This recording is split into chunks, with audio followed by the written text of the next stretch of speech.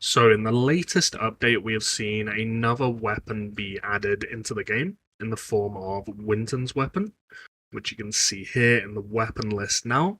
Currently, we are unable to obtain it, but it does list its source as the Archery Contest, which at the time of recording should be released at some point in the next week. I would hope, given what is the strength of this weapon, it's not on the actual archery board itself, because the pricing for that, as I will get into, would honestly be ridiculous, but it would be weird it being released into the recharge portion of the event as well, and the source will be probably listed a bit differently then as well, just like Meryl's is. So the sourcing is a bit of a mystery at the time of recording at least. We'll have to wait and see with that. But the focus of this video will be exactly how good this weapon is in terms of increasing his 4-star effect, particularly when you go all the way up to 4 stars in the weapon. So the base weapon, the only difference from the default skill is this health buff goes from the front line to all allies, so all lines.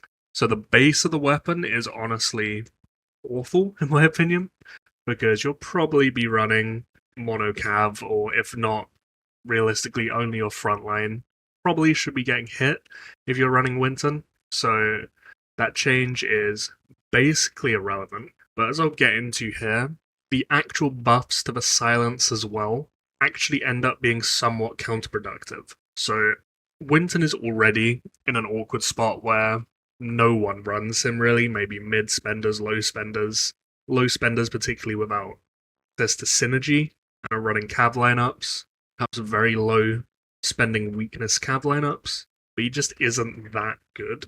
Silence will obviously be best against a female build that's built around commander damage, and I have listed down here all the iterations of how this silence will actually play out with his base effect or the base weapon, and then with the 4-star weapon as well. So something to note with this is that the 50 allied weakness attacks does count all 3 lines, so you can get the silence to proc quicker if you use double or triple weakness with Enzo Drake, Enzo Lats, Enzo Drake and Lats. Timing of actually maximizing these silences can actually be very awkward, as I have listed out here. So the default timings for active casts will be at 11 seconds, 21 seconds, 30, and then 40 with 4-star commanders. If Salma is present in that lineup, which it will be for female lineups, and Salma procs actives at 1 second on a commander, that will then change to 1 second, 11 seconds, 21 seconds, 30 seconds, and this 40th second active won't cast. There can be some variation here with the likes of Daenerys 4-star with her lowered cooldown, but this will be what it will be primarily. And the reason this is a problem, or at least awkward, is the fact that at every stage of this silence, it only lasts for 12 seconds. So in all these little hypotheticals I have down here, there is that bracket of 12 seconds when it triggers. So you have here first 4 seconds, 8 seconds, and 12 seconds. Because of the nature of this, you're going to want to overlap, ideally, 2 of these active cast periods, which are bracketed away from each other at either 9 or 10 seconds. So the maximum you can hit is 2 actives here with this silence. But for silence to last across 2 of these, you'll have to trigger it as close as possible to one of the active casts, because obviously if you say silence at 15 seconds here, you'll then have seconds 15, 16, 17, 18, 19, 20.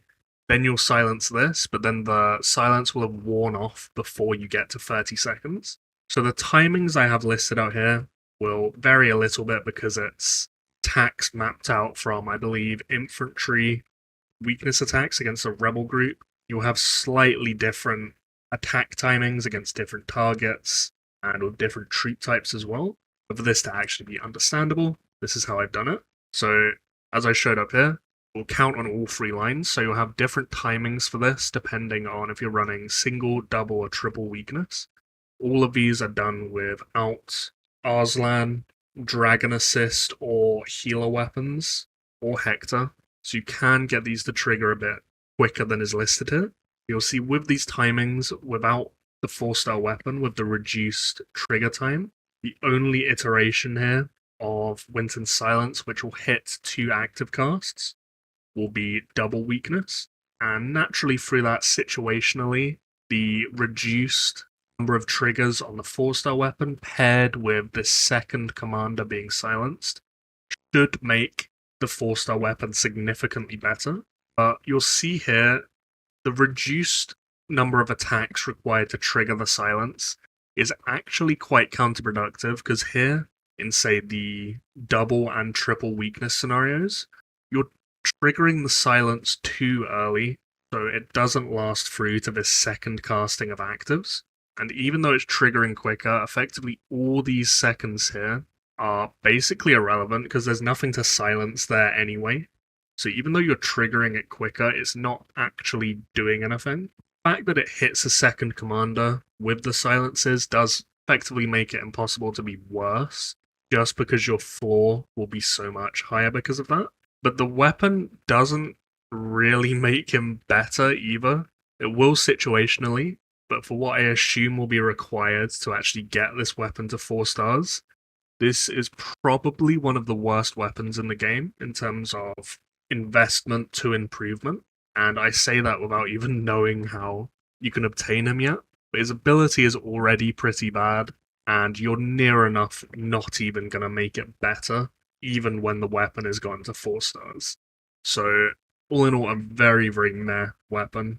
He is locked to cavalry stats in the weapon, so you can use it as a good source of cavalry base attack if you're a cav player. Beyond that, this weapon will not be impacting the meta of the game in any way at any spending.